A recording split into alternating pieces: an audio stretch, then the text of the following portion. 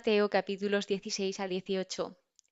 Me gustaría empezar este episodio planteando la pregunta de ¿quién eres? Y que tú también te la hagas. ¿Quién soy? Además, te recomiendo no simplemente hacértela así pensando, sino escribirlo. ¿Quién eres tú? Porque vamos a hablar sobre la identidad, pero también os quería compartir aquello que me ha inspirado a ponerle este título al episodio, porque viene de una revista que me estoy leyendo, que es La Antorcha, es una revista católica brutal, que me encanta, y decía, en el caso de la salud mental, que ante los problemas mentales debemos empezar por hacer la pregunta correcta: ¿quién soy? Sin embargo, se suele plantear: ¿qué tengo? ¿Qué me pasa? Y empezamos a buscar soluciones por las ramas. Para poneros más en contexto, aquí decía: el hogar interior de toda persona es la propia identidad original, que es el yo, con toda su limitación humana, pero sobre todo es un nosotros que forma con Dios por el amor absolutamente incondicional que lo constituye en su identidad más profunda. Esto simplemente lo quería compartir porque me ha ayudado bastante a decir, es verdad, cuando tenemos un problema, en lugar de pensar e irte al quién soy, que nunca se me había ocurrido para nada, nos vamos a qué tengo, qué me pasa, por qué me está pasando esto. Y nos empezamos a poner seguramente ansiosos. A mí sí que me pasa así. Entonces, os dejo eso porque hablamos de que Cristo en este capítulo se está revelando. Y de hecho, aquí es donde los mismos discípulos, en este caso es San Pedro, inspirado por Dios Padre, reconoce a Jesús como Cristo. Jesús lo que hacía era: ¿quién dicen los hombres que es el Hijo del Hombre? Y los discípulos contestan: pero vosotros, ¿quién decís que soy yo? Pedro responde: tú eres el Cristo, el Hijo de Dios vivo. Y esto se sabe, y Jesús le comunica que esto no lo ha sacado por él mismo, porque muchas cosas los discípulos no las sacaban por ellos mismos, sino que era por inspiración de Dios. Así que Jesús lo que también le dice es quién es él. Tú eres Pedro, y sobre esta piedra edificaré mi iglesia, que es la primera vez que aparece en la Biblia la palabra iglesia, que venía de las palabras grupo, grupo llamado, de eclesia. Y las puertas del Hades no prevalecerán contra ellas. Las potencias del pecado y la muerte, todo esto no prevalecerá sobre esa iglesia que Jesús estaba formando en ese mismo momento. O sea, y esa iglesia es la comunidad con la que sella la nueva alianza, porque recordemos que tenemos la antigua alianza y la nueva alianza, que viene Jesús a sellar esta nueva alianza de Dios con el mundo. Bien, esto es, como diría, la parte más central que continuamente habla de esa identidad. Pero primero están los fariseos y los saduceos pidiendo un signo del cielo y siempre intentaban pillar a Jesús. Sin embargo, nunca llegaban a pillarlo porque no puedes pillar a Dios, es imposible. Y hay algo interesante, y es que los fariseos y saduceos no tenían absolutamente nada en común, pero esta vez sí, y fue el ir contra Jesús, por desgracia, pero pues mirándolo así, Jesús los unió, aunque no en el buen sentido, claro. Y Jesús lo que dice aquí es que no se les dará más que el signo de Jonás, que el signo de Jonás realmente es la resurrección, que Jesús se iba a entregar por todos nosotros y al tercer día iba a resucitar. Es lo que hizo Jonás, se sacrificó a sí mismo por otros.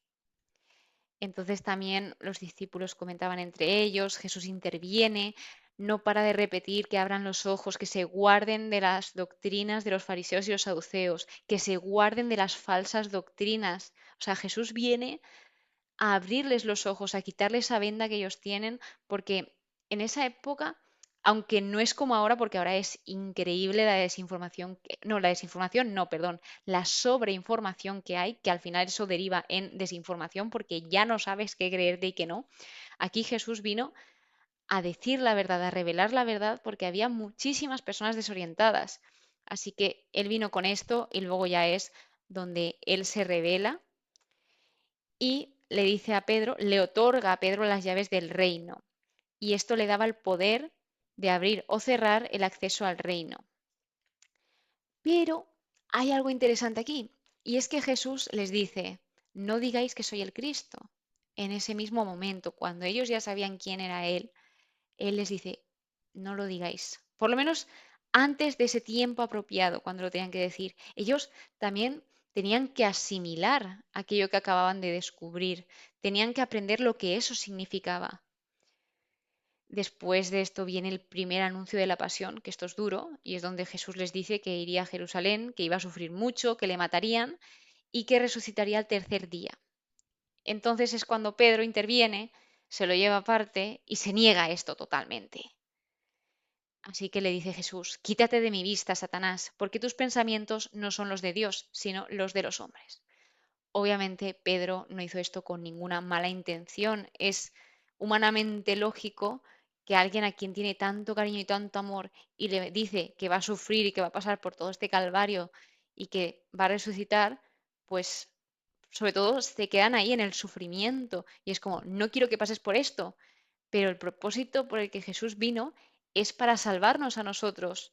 O sea, es que Dios en todo momento te está diciendo que te quiere, que te ama, que está a tu lado. Jesús, o sea, Dios se hizo hombre para estar más cerca aún de nosotros, porque en el Antiguo Testamento mira que estaba cerca, pero es que en el Nuevo ya es una cosa brutal. Así que bien, pues pasa este capítulo y Jesús dice, condiciones para seguir a Jesús. Quien quiera seguirme, niéguese a sí mismo, que esto significa vivir como una persona que tiene en el centro a otros, porque si se está negando a sí mismo, es porque tiene en el foco a los demás. Tome su cruz y me siga. Quien pierda su vida por mí, la encontrará. Y este versículo, el 26, es brutal. ¿De qué le servirá al hombre ganar el mundo entero si arruina su vida? Una frase del estudio también muy buena. No puedes obtener la vida de resurrección sin morir primero. Y a mí me recuerda una frase que también suele ser muy conocida, que es, no hay domingo de gloria, no hay domingo de resurrección sin Viernes Santo.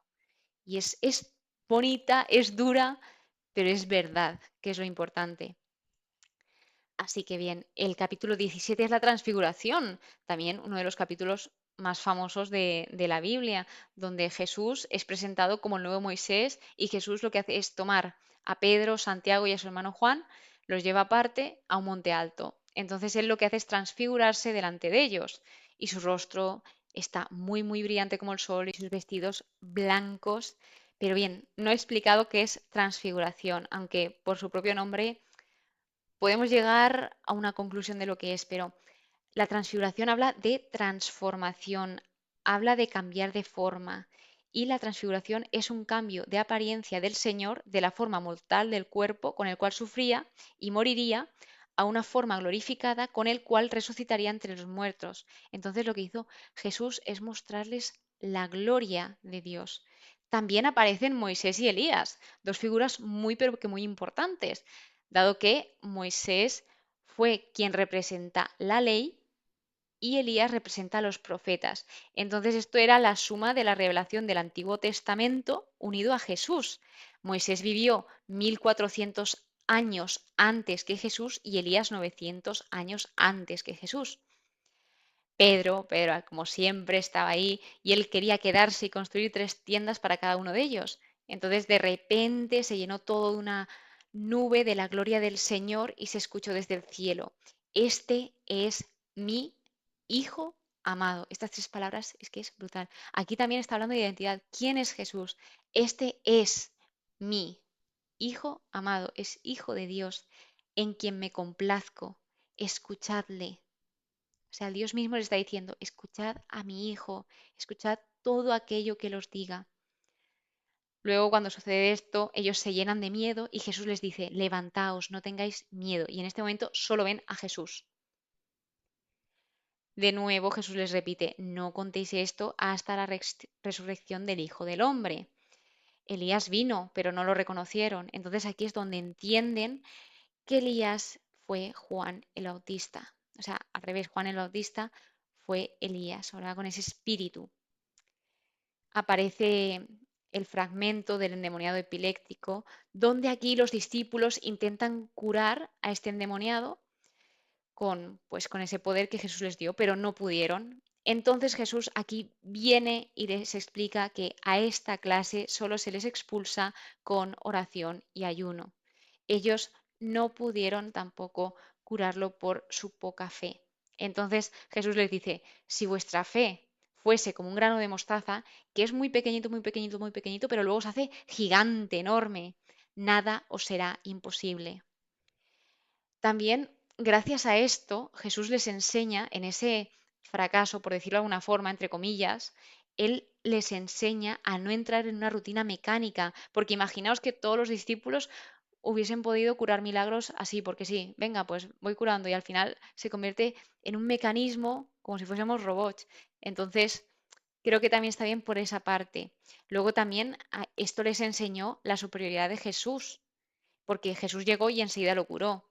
También les enseñó a ir a Jesús cuando se plantease un problema, a desear su presencia. O sea, les enseñó muchísimas cosas. Siempre de cada fracaso que podamos tener, ese fracaso nos enseñará muchísimas cosas. Lo debemos de ver como una oportunidad y no debemos de amargarnos por ello. Vuelve a anunciarles la pasión cuando aquí dice, ellos, los discípulos, se entristecieron mucho. Y luego se plantea un fragmento que habla del tributo del templo pagado por Jesús y Pedro. Que esto me hizo mucha gracia porque no había pensado yo en esta pregunta. Y es que aquí algunos van a Jesús y le dicen que si él no va a pagar ese tributo del templo.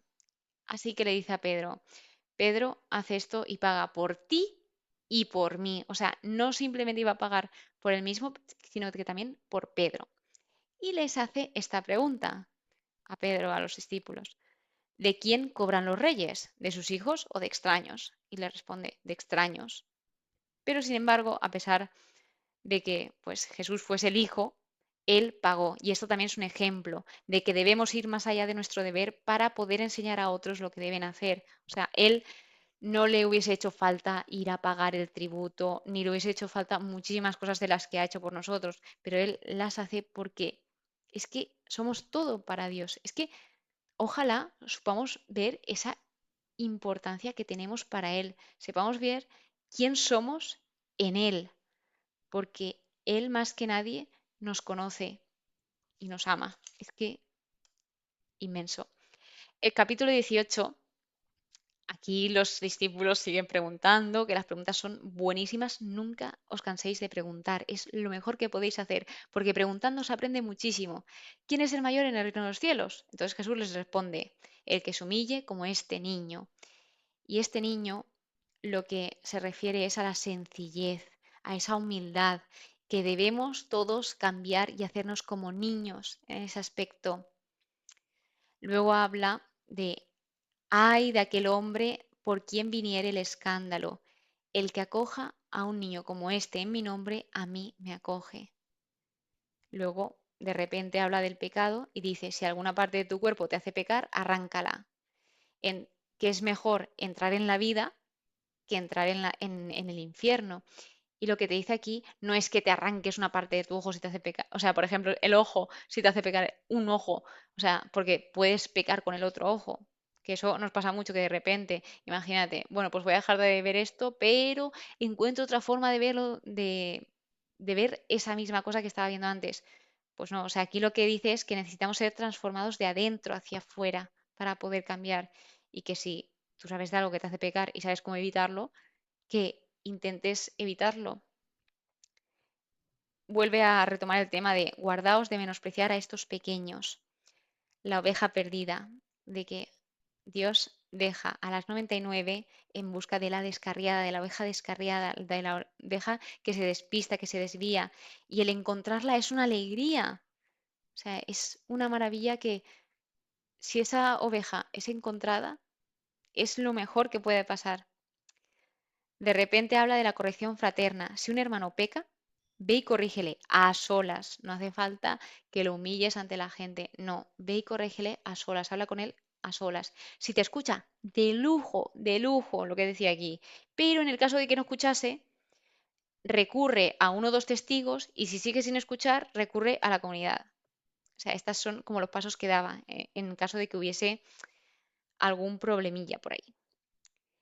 Lo que atéis en la tierra quedará atado en el cielo, lo que desatéis en la tierra quedará desatado en el cielo. Que atar y desatar en este contexto significa atar, prohibir y desatar, permitir. Atar, someter bajo la ley y desatar, liberar de la ley. Oración en común. Porque donde están dos o tres reunidos en mi nombre, allí estoy yo, en medio de ello. Lo conseguirán de mi Padre. Es decir, que la oración conjunta tiene mucho poder. A mí cuando viene un amigo y me dice, oye, ¿puedes rezar por mí? Y yo, sí, claro, claro que puedo rezar por ti, pero tú también puedes. O sea, sobre todo, os hablo de mis amigos que no creen y que se piensan que como que tengo conexión directa con Dios y es como, no, no, tú también lo puedes hacer y seguramente si tú tienes más mérito que yo, porque tú no lo sueles hacer de normal y eso es inmenso, o sea, como lo de la oveja descarriada, deja las 99 y va por la descarriada. Pues lo mismo, la oración de dos es mucho más poderosa que de uno. El perdón de las ofensas, ¿hasta cuándo debo perdonar? Hasta 70 veces 7, que antes, o sea, en ese contexto, los rabinos judíos decían que 3 veces era el límite de perdón. Pero Jesús aquí dice, hasta 70 veces 7, que esto significa ilimitado. ¿Hasta cuándo debo perdonar? Siempre debes perdonar. Jesús elimina todos los límites y las calculaciones, porque al final, si no perdonamos, lo vamos a pasar mal con nosotros mismos. Pero si perdonamos, nos sentimos mucho más libres. Parábola del siervo sin entraña. Bueno, esta parábola, esta es muy buena. O sea, a ver, sé que todas son buenas, pero es que está muy, muy buena. O sea, aquí habla de que el reino de los cielos se parece a un rey que quiso ajustar cuentas con sus siervos. Entonces había uno de ellos que debía 10.000 talentos. ¿Qué son 10.000 talentos? Entre 12 millones de dólares y 1 billón de dólares. O sea, una cantidad que no se podía pagar, en definitiva. O sea, una cantidad muy, muy, muy, muy grande. Y el siervo le dice, ten paciencia conmigo que te lo pagaré. Entonces, el Señor tuvo compasión y le perdonó la deuda. O sea, se vio esa gran misericordia que tuvo el Señor con su siervo. Y luego, ese uno va a su compañero, que también le debía 100 denarios. ¿Qué son 100 denarios? Más o menos el salario de 100 días. O sea, que realmente eso en nada se puede devolver. Bueno, pues este se puso como una furia. El que debía tantos millones y millones, pues se pone como una furia porque le debían 100 denarios, que eso era sobre mm, pues 4 meses así de trabajo. Y él paga, paga y venga a ahogarlo, venga a ahogarlo. Entonces no quiso pagar y lo metió en la cárcel. Así que, claro, el señor cuando se entera de que ha hecho esto, su siervo, dice, ¿no debías compadecerte de tu compañero del mismo modo que yo me compadecí de ti? Y esta pregunta es muy buena, nos la podemos hacer nosotros. O sea, a nosotros nos han perdonado en muchas cosas y nosotros perdonamos también. No es fácil, pero perdonamos. Mm, Ahí lo dejo para reflexionar. Y ojalá que todos sepamos perdonar de corazón. Decía el estudio, ningún hombre puede ofenderme en la medida en que mis pecados han ofendido a Dios. Y esto es real, o sea, nadie se libra de esto. Somos personas, somos débiles, somos pecadores y al final Dios nos acaba perdonando y mira que fallaremos y nos caeremos con la misma piedra y repetiremos la piedra y venga la piedra, pero Dios ahí está sujetándonos cada vez que lo necesitamos, está siempre ahí a nuestro lado.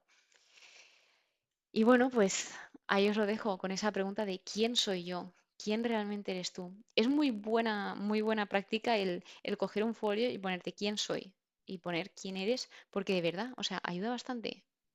Yo lo pensé hace tiempo y de hecho también en un curso nos lo hicieron hacer y digo, buah, pues menos mal que me lo han hecho hacer porque lo llevo queriendo hacer desde hace mucho, mucho tiempo. Y así también os conoceréis mucho más de lo que pensáis.